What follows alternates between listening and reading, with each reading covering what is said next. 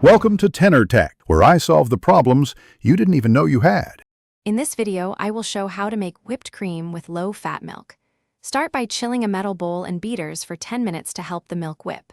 Combine 1 cup low-fat milk with 2 tablespoon instant powdered milk and 1 TSB vanilla in the chilled bowl. Whip on high speed until soft peaks form, about 4 to 6 minutes.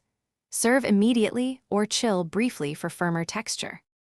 Gather your ingredients and tools before you start to keep things smooth.